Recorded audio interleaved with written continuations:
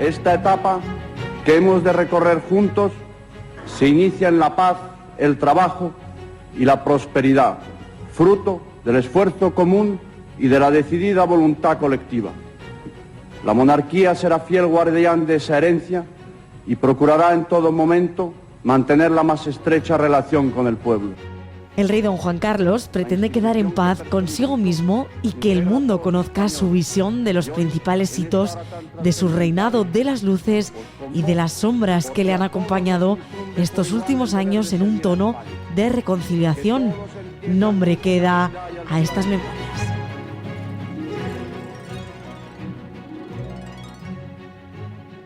Llegan en un momento indicado, perjudican o ayudan a su hijo, al rey Felipe VI.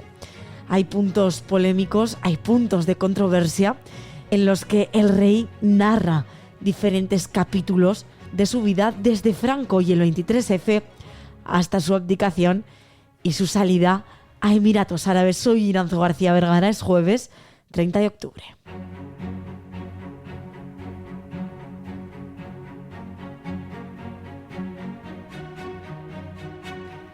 A sus casi 88 años, el rey don Juan Carlos ha querido publicar sus memorias, un libro escrito junto a Laurence Debré que verá la luz el 5 de noviembre en Francia. Su deber con la Casa Real y su sentido de Estado han marcado esta trayectoria como monarca y así lo quiere reflejar. Incluye sus primeros pasos al frente de la corona. El hecho de que ningún rey publique nunca sus memorias o haya publicado nunca sus memorias, rey que haya reinado o que haya reinado notablemente, pues probablemente tiene una razón y es que no conviene.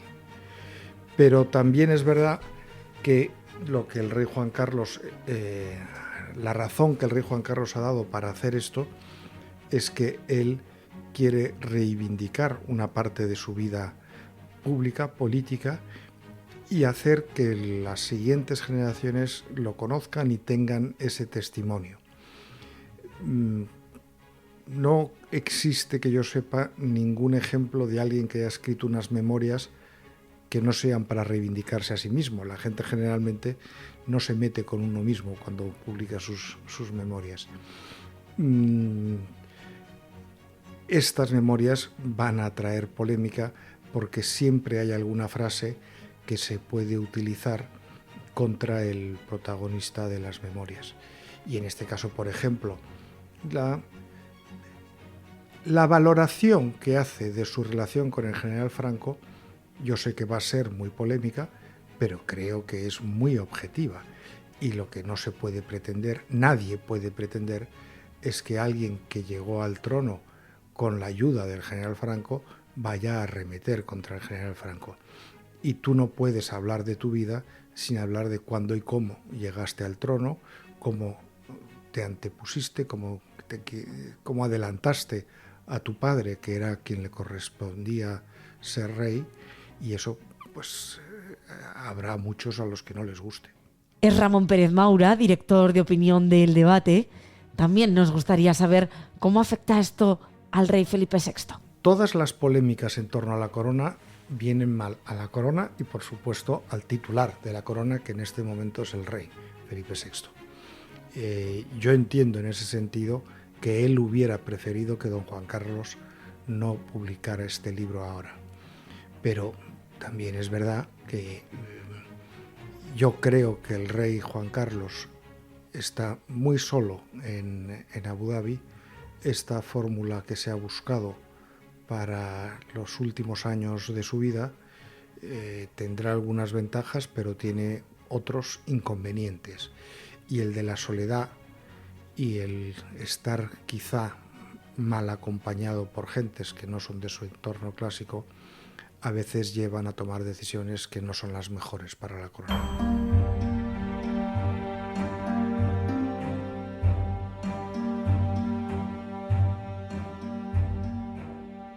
Unas memorias que tocan, como decimos, desde Franco a Corina, su relación con miembros de la Casa Real, su salida a Emiratos o dónde quiere que yazcan sus restos. Almudena Martínez Fornés, jefa de Casa Real del Debate, ¿Qué vamos a encontrar en estas memorias? Bueno, lo que estamos viendo son unos primeros extractos en las que don Juan Carlos está contando detalles muy interesantes, como ha sido pues su relación con Franco, como ha sido la relación familiar, los acontecimientos históricos que él ha vivido. Yo, en realidad, al leer estos primeros extractos, creo que lo que entran son unas ganas enormes de leerse el libro entero. Y es verdad que de don Juan Carlos se había escrito todo. Hay muchísimos libros, buenísimas biografías ya publicadas, entrevistas que ha concedido en las que ha contado casi todo. Pero bueno, siempre hay detalles nuevos y sobre todo oírselas contar a él, pues creo que es muy interesante, ¿no? Estas memorias van a perjudicar a la Casa Real, van a perjudicar al rey Felipe VI o todo lo contrario. Mira, en realidad son unas memorias inoportunas porque este mes de noviembre se cumple el principal aniversario de la monarquía, que son los 50 años de la proclamación de don Juan Carlos. Juro por Dios y sobre los santos evangelios cumplir y hacer cumplir las leyes fundamentales del reino y guardar lealtad a los principios que informan el movimiento nacional. Si así lo hicierais, que Dios os lo premie, y si no, que os lo demande. O sea, en España se restaura la monarquía el 22 de noviembre de 1975 después de un paréntesis de 44 años. Ahora se cumplen 50 años, medio siglo, en realidad tendríamos mucho que celebrar. Y es una pena que en el libro, claro, no solamente se hablan de los logros institucionales, sino también de algunos detalles más íntimos, más personales, que distraen un poco la atención. Entonces es una pena que haya coincidido en la fecha.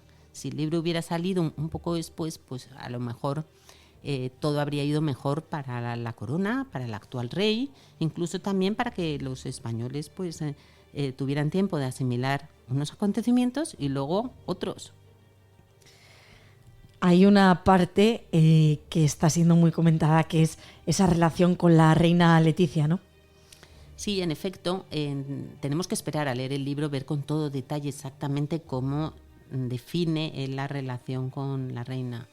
Ya habíamos visto en los actos públicos en los que coincidían que muchas veces pues no había una sintonía total, pero también veíamos cómo acto seguido los dos trataban de pasar página y acercarse otra vez, ¿no? Y muchas veces bromeaban con nosotros. No, si nos llevamos fenomenal, de verdad que nos llevamos fenomenal, o al menos intentaban llevarse fenomenal. Bueno, pues ahora en ese libro el rey don Juan Carlos vuelve a contar un poco que no había una conexión de los caracteres de cada uno, ¿no? Pero habrá que esperar para leerlo con todo detalle y ver exactamente cómo lo cuenta don Juan Carlos y no dejarnos llevar por frases sueltas. También hace referencia a esa parte en la de su legado, ¿no? De dónde le gustaría que le enterrasen. Sí, en realidad es un poquito duro oír a don Juan Carlos hablar de su propia muerte y hablar de dónde podría ser enterrado, pero lo que dice es cierto. En el Panteón Real del Monasterio del Escorial, que es donde están enterrados casi todos los reyes, no hay sitio para más. Las dos últimas tumbas que quedaban vacías están pendientes de recibir los cuerpos de sus padres, de don Juan y doña María de las Mercedes, que todavía están en el pudridero.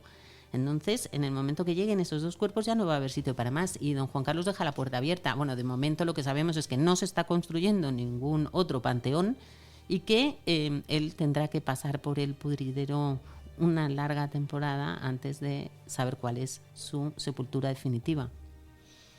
Me acerco a todos vosotros esta mañana a través de este mensaje para transmitiros con singular emoción una importante decisión y las razones que me mueven a tomarla. En mi proclamación como rey, hace ya cerca de 4 décadas, asumí el firme compromiso de servir a los intereses generales de España, con el afán de que llegaran a ser los ciudadanos los protagonistas de su propio... Hay muchos puntos, Almudena, en este libro que me gustaría tocar, pero uno de ellos es, esos 100 millones que le hacen abdicar al final e irse a Arabia Saudí. Una parte difícil, ¿no? Es una parte difícil y probablemente es la parte más difícil de explicar, porque si él en ese momento hubiera reconocido ese regalo, lo hubiera declarado a Hacienda, se hubieran pagado los impuestos, pues no hubiera ocurrido todo lo que pasó después. Y sin embargo, bueno, él reconoce que ahí se cometió un error y todavía está pagando las consecuencias. Que yo creo que al final la factura que ha pagado don Juan Carlos por no haber declarado en ese momento ese regalo está siendo muchísimo más penosa que lo que hubiera supuesto haber pagado los impuestos correspondientes en ese momento. Sí que él pone en el foco bueno, pues esa dedicación, esa parte, ¿no?, de su legado hacia el rey Felipe VI, y que gran parte de las cosas que hace las hace por él y para que le vaya bien su reinado, ¿no? Esta parte... Claro, mira, don Juan Carlos tiene un gran sentido histórico y dinástico. Entonces, él sabe que todo lo que le haga puede beneficiar o perjudicar a su hijo. Es como si todos fueran en el mismo barco. Entonces, o reman todos en la misma dirección, o si uno rema en dirección contraria, lentece el ritmo. Y eso lo tiene clarísimo don Juan Carlos. Pero es verdad que, por ejemplo, la misma publicación de este libro, que lo hace porque quiere escribir su historia. Es verdad que en España en los últimos años su imagen se ha deteriorado muchísimo y él necesita dar su versión sobre los hechos y tiene todo el derecho a hacerlo. Pero el hecho de haberlo hecho justo en este momento, pues a lo mejor tampoco es lo más beneficioso para don Felipe. Porque en este momento en el que estamos a punto de conmemorar los 50 años de la monarquía y hay tantos logros positivos que contar, pues algunas de las cosas que se publican en el libro distraen la atención y hacen que al final se mezclen cosas anecdóticas que no aportan nada con unos logros institucionales que realmente son importantes y que son por los que va a pasar a la historia. Precisamente ese legado también se ve con esa parte, bueno, dedicada a Leonor, a la princesa Leonor, pero Almudena, es un duro capítulo en su vida, es un duro capítulo para la monarquía actual, esta salida del rey don Juan Carlos a Emiratos Árabes, a Arabia Saudí. Mira, la salida de don Juan Carlos fue una conmoción para todos, también para la familia real. Bueno, a partir de ese momento, don Juan Carlos ha visto a su hijo y a sus nietas en ocasiones muy puntuales. Él no pudo estar presente el día que la princesa de Asturias juró la Constitución en el Congreso de los Diputados, sino que tuvo que esperar al día siguiente a una celebración, una fiesta privada que fue su cumpleaños. Su nieta cumplía 18 años y eso lo celebraban en familia, pero no pudo compartir con ella los momentos más importantes, o por ejemplo cuando juró bandera en la Academia General de Zaragoza, o no pudo acompañarla a embarcar o a desembarcar en el Juan Sebastián Elcano, donde él también se formó. En fin, ha habido muchísimos momentos que para una dinastía son importantísimos y él no los ha podido compartir con su nieta, ¿no? Yo creo que en realidad para don Juan Carlos todo eso es muy duro. A él le habría encantado poder acompañar a la princesa en esos momentos tan importantes.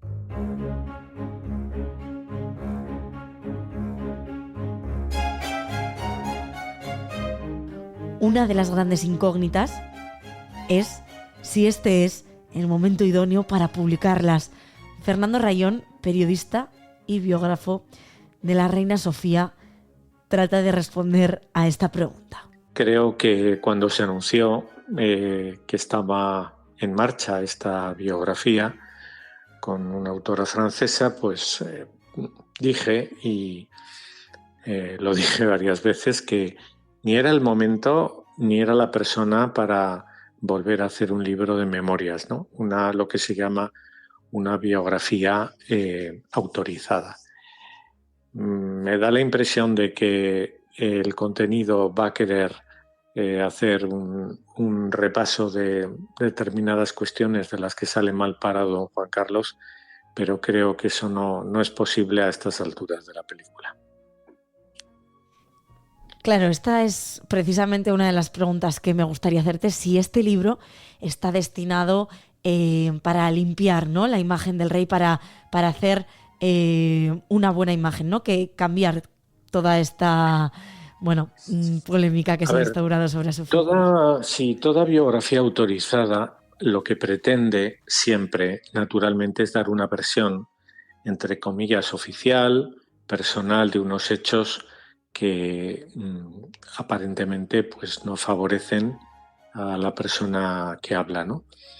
Esto no es malo, porque yo creo que dar una versión y una versión que deje tranquilo a la persona que las hace, pues tiene su interés. Hay muchos libros de biografías o muchos libros de memorias, que yo creo que son los más interesantes, que tienen ese fin, ajustar cuentas con unos y otros y explicar los hechos tal como uno los vivió. Yo creo que en eso no hay ninguna maldad, es más, es razonable. Ahora bien, yo creo que por lo que vamos sabiendo, las pocas cosas que vamos sabiendo de esta biografía, don Juan Carlos lo que quiere es justificar una serie de actitudes y una serie de decisiones que tomó a lo largo de su vida. Y él no es una persona cualquiera, y ahí está la clave de toda esta historia, ¿no? Las biografías de las personas públicas las escriben los historiadores y con frecuencia las cuentan pues años después, cuando ya ha habido varias biografías sobre esa persona, donde los historiadores han podido investigar papeles, documentos, archivos que hablan sobre determinados acontecimientos. Y entonces resulta interesante acudir a esas fuentes distintas, fuentes que no pretenden hacer historia como una biografía autorizada, sino que son en sí mismas historia, ¿no? Eso ha sido así a lo largo de la historia y va a seguir siendo porque tiene todo el sentido, ¿no? Lo cual no quita valor a que don Juan Carlos pueda explicar o dé su punto de vista a una serie de acontecimientos que él ha vivido, seguramente en primera persona. Pero ese no es el juicio de la historia. El juicio de la historia es el juicio que harán años después algunas personas que se dediquen precisamente a investigar la historia. Y me remito en el caso de don Juan Carlos, por ejemplo, a las biografías que se han publicado. Hay muchas biografías de don Juan Carlos, aunque parezca mentira. Hay biografías de Paul Preston, de Javier Tussell, hay biografías incluso escritas José Luis de Vilallonga, Pilar Urbano, hay libros de historiadores, libros de periodistas, libros de... Y esas biografías, y creo que es justo reconocerlo, se han quedado muy cortas a estas alturas. ¿Por qué? Pues porque se fijan en una serie de detalles, pero olvidan otros, ¿no? Olvidan otros quizá más recientes, porque lógicamente esas personas no los han vivido. Bueno, escribir una biografía sobre una persona, creo, y es lo que yo intenté por lo menos con la biografía de la reina doña Sofía, hay que circunscribirlo a un periodo de tiempo muy concreto. Y si tú utilizas documentos, esos documentos van a quedar ahí para siempre, porque son documentos que no se hicieron, no se construyeron para fundamentar una tesis, una opinión. Creo que en el libro que escribí precisamente sobre la boda había 64 documentos inéditos que yo incorporé y que naturalmente quedan ahí porque el tiempo decidirá su interpretación, su análisis, los pondrá en un contexto. Pero creo que eso no es lo que va a ocurrir con la biografía de don Juan Carlos. Y creo que la biografía va a pecar un poco de lo mismo que ocurrió con la de José Luis de Vilallonga. Y es que va a analizar unos hechos, va a dar su punto de vista, pero cuando pase el tiempo uno descubrirá pues, que esa biografía ha quedado obsoleta o que incluso las palabras que decía don Juan Carlos pues, han tenido una interpretación totalmente distinta.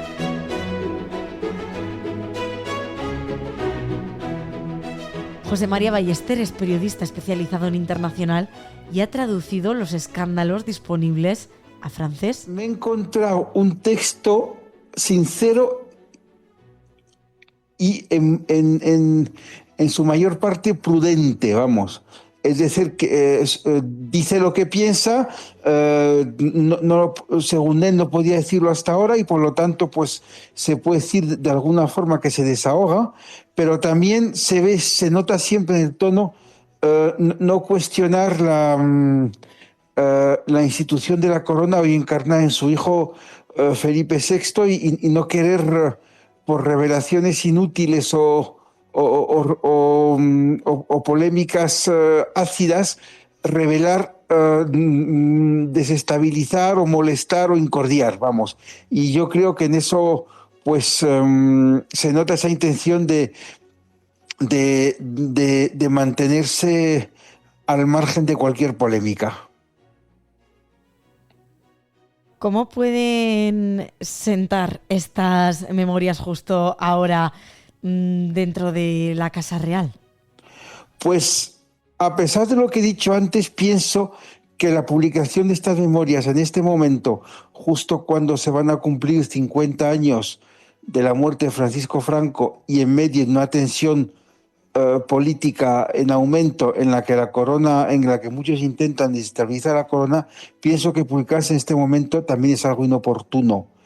Zarzuela no hará ningún comentario oficial, obviamente, no emitirá ningún comunicado, pero no creo que haya gustado al rey Felipe VI y eso. Pero también hay que decir que hay momentos de gran honradez, como cuando dice que doña Leticia no ha contribuido a mejorar las relaciones en el seno de la familia real. Eso se sabía, se barruntaba, pero que lo diga don Juan Carlos ahora, pues ya adquiere otro valor, ¿no? Y luego también, pues hay anécdotas interesantes como el almuerzo que celebraron 2 semanas antes del 23F, don Juan de Borbón, padre de don Juan Carlos, y el teniente general Jaime Milans del Bosch en casa del conde de los Gaitanes, que era un asesor muy cercano a don Juan, y Milans le dice, sacaré los tanques a la calle antes de jubilarme. Don Juan se lo trasladó a su hijo, a don Juan Carlos, y este no se lo creyó y admitió ese error. También cabe, aunque se llega un poco con retraso, cabe elogiar que reconozca el error de la relación con Corina Larsen y de haber aceptado 100 millones de dólares procedentes del rey de Arabia Saudí. Eso es una cosa que nunca es tarde si la dicha es buena, aunque llega un poco tarde. ¿Con qué nos va a sorprender este libro? Pues, a ver, revelaciones de importancia histórica contundentes, yo creo que casi ninguna. Pero por lo menos, ya que va a cumplir 88 años dentro de 2 meses, por lo menos ha dejado su versión de los hechos, sí. Y eso, pues, luego podrá gustar o no podrá gustar. Insisto en que publicar las obras es algo inoportuno, pero que por lo menos ya sabemos lo que piensa de mucha gente y de muchos acontecimientos, sí. Y también hay que resaltar el elogio a doña Sofía. Yo creo que es de justicia que lo haya hecho después de todas las humillaciones públicas a las que la sometió. Es de justicia que lo haya hecho. Sí, sí.